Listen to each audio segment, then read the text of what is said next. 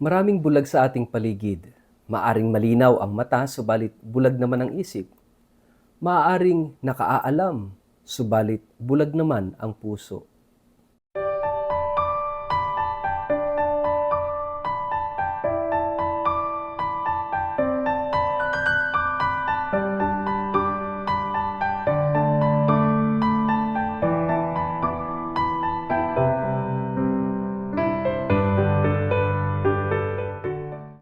Ang mabuting balita ng Panginoon ayon kay San Lucas. Nang malapit na si Jesus sa Jericho, may isang lalaking bulag na nakaupo sa tabi ng daan at namamalimos. Nang marinig niyang nagdaraan ang maraming tao, itinanong niya kung ano ang nangyayari. Nagdaraan si Jesus na taga Nazareth, sabi nila sa kanya. At siya'y sumigaw, Jesus, anak ni David, mahabag po kayo sa akin. Sinaway siya ng mga taong nasa unahan, ngunit lalo pa niyang nilakasan ang pagsigaw. Jesus, anak ni David, mahabag po kayo sa akin. Tumigil si Jesus at ipinatawag ang bulag. Paglapit ng bulag ay tinanong siya ni Jesus, ano ang gusto mong gawin ko para sa iyo? Panginoon, gusto ko po sanang makakitang muli, sagot niya.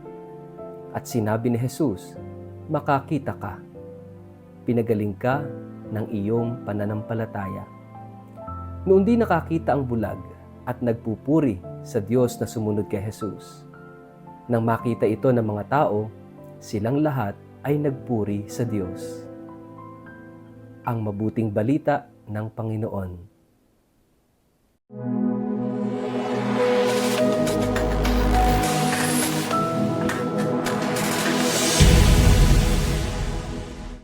Mapagpalang araw po sa inyong lahat. Kumusta po kayo? Ang atin pong word of the day ay blinded.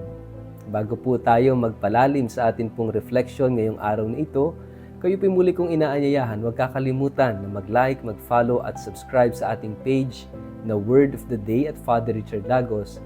Ganun din po pakishare ang ating video ito sa inyong kapamilya, kamag-anak, kaibigan, mga kakilala sa social media, para po sama-sama tayo sa pagiging media evangelizers at online missionaries na nagpapalaganap ng salita ng Diyos sa mundo ng social media. Mga kapatid, welcome po sa lahat ng mga bagong miyembro at bagong kasama sa pamilya ng Word of the Day. Sa mga nag-like, nag-follow at nag-subscribe recently, welcome po sa ating online community. Mga kapatid, there are only two kinds of people sa buhay natin. Maniwala kayo at sa hindi, there are only two kinds. Una, yung mga taong nagsasabi sa atin ng I love you. Sila yung mga kaibigan natin, kapamilya, kakampi, katulong, tagapagtanggol, supporter natin, lahat ng mga nagpaparamdam sa atin that we are accepted, loved, understood, forgiven, lahat-lahat ng mga ito. Sila yung grupo ng mga tao sa buhay natin na nagsasabing, I love you. Paano naman, Father, yung mga taong kabaliktaran, nagre-reject, nagagalit, naiinggit, nagsiselos, naninira, lahat ng mga ito? Sino sila? Mga kapatid, they are the people na nagsasabi sa ating, I need you. Kailangan kita. Napakahalaga to correct our perspective. Ito yung perspective ni Jesus. Ganito tumingin si Jesus. Dalawang klase ng tao sa buhay. Nagsasabing, I love you. Nagsasabing, I need you.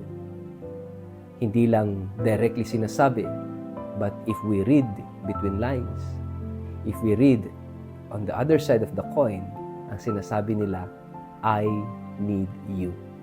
I need you to forgive me. I need you to understand me. I need you to love me. I need you to listen to me. I need you to listen to what I am not saying. I need you to embrace me. Ito yung mga taong yon na ipinapakita nila yung kanilang pangangailangan sa kabaliktaran ng kanilang ginagawa. Mga kapatid, ito yung sinasabi sa ating gospel. Napakahalaga na tayo ay tumingin kagaya ng pagtingin ni Jesus. Sa ating gospel, dalawang klase lang ng tao yung ipinapakita. Si Jesus at yung bulag. Si Jesus na nakakakita at nagbibigay liwanag, at itong bulag na nasa kadiliman. Si Jesus na nasa gitna ng kalsada at naglalakad kasama ang kanyang mga alagad, at itong bulag na nakaupo sa tabi ng kalsada. Isang walking, moving, at isang sitting. Yung isa nasa center of the road, yung isa nasa roadside, nasa gilid ng kalsada. Isang nagbibigay liwanag at isang nangangailangan ng liwanag, ng paningin, at ito yung bulag. Isang nagbibigay at isang namamalimos. Dalawang klase lang ng tao sa buhay natin, mga kapatid. Kaya nga napakahalagang makita rin natin ang ating sarili sa kwentong ito because this is our story. Paano ba tinitingnan ang mga tao sa buhay mo?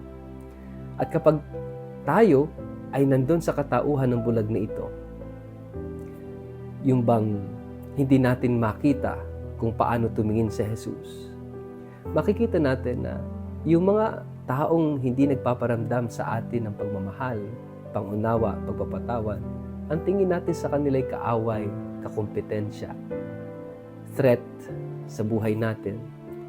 Kaya nga kapag tayo nati-threaten, itinataas natin yung ating defenses at nagsasarado tayo ng ating relasyon, ng ating ugnayan. Pero kung magbabago tayo ng perspective ng pananaw sa buhay at ganito ang pagtingin natin, nagmamahal at nangangailangan, then lalawak ang ating pangunawa, lalawak ang ating pamilya, kaibigan, dahil uunawa tayo at magmamahal. Kaya nga dito sa ating gospel, mga kapatid, inaanyayahan tayo ni Jesus na tulad ng bulag, hingin ang awa ni Jesus. Hingin ang kanyang pagmamahal. Hingin yung kanyang mapagpagaling na kamay upang sa ganoon mabuksan yung ating mata at makita natin ang realidad ayon sa paningin ni Jesus. To see like Jesus. To understand like Jesus. To love like Jesus. Ito yung ating kinakailangan sa buhay. But most of the time, we are blinded. No? Tayo ay nabubulagan at hindi natin nakikita kung paano tumingin si Jesus. Kaya marami tayong mga nami-miss out sa buhay dahil minsan nananatili na lang tayo sa ating kabulagan. Ano ba yung bumubulag sa atin? Yung ating kayabangan, yung ating inggit, yung ating pagkamakasarili, yung ating mga kasalanan. Ito yung bumubulag sa atin. At ito yung humahadlang sa atin para tayo'y lumakad sa tunay na landas ng buhay. Kaya yung pag-upo ng bulag na ito sa gilid ng kalsada ay isang napakalaking simbolismo ng hindi paggalaw sa buhay, ng pagiging stagnant sa buhay, walang movement, walang dynamism, walang paggalaw, walang pangarap, walang pag-asa. Umaasa na lang sa bigay at sa tulong ng iba, pero hindi kayang manindigan sa sarili dahil gustong manatili sa kanyang kabulagan. Mga kapatid, tularan natin itong bulag na ito sa kwento na sumigaw, Jesus, anak ni David, kahabagan mo po ako. Maawa ka sa akin. And this is also our cry, na kapag tayo ay hindi masaya sa buhay dahil sa mga maling mga pananaw at pagtingin natin sa buhay, then we need Jesus na magbigay sa atin ng tamang perspektibo, tamang pagtingin, tamang pag-unawa, lalong-lalo na sa ating kapwa. Na sana tulungan tayo ni Jesus na makita na dalawa lang klase ang tao sa buhay natin. Ang mga tao nagsasabing I love you, mga tao nagsasabing I need you. Kailangan nila tayo. Kaya hindi dapat tayo maging madamot sa pagbibigay ng pangunawa, pagpapatawad, pagmamahal dahil sila'y nangangailangan. Mga kapatid, sana po maging tulad tayo ng bulag na ito na nagdasal at sumigaw kay Jesus. Tayo rin nangangailangan. Tayo rin ay kinakailangang maging tulad ni Jesus. Pero bago tayo maging katulad ni Jesus, kinakailangan muna nating makita ang ating sariling pangangailangan na makakita at tumingin katulad ni Jesus. We need to see like Jesus. Look like Jesus. Kaya sama-sama tayong sisigaw, Panginoon, mahabag po kayo sa akin. Hilingin natin na makakita tayo ng totoo. Upang sa ganoon, kapag nakakita na tayo rin magiging tulad ni Jesus. Magbibigay ng liwanag at tamang perspektibo, tamang pagtingin tungkol sa ating kapwa. Sana makalampas tayo at gumaling tayo sa ating kabulagan sa buhay. Sa ngalan ng Ama, ng Anak at ng Espiritu Santo.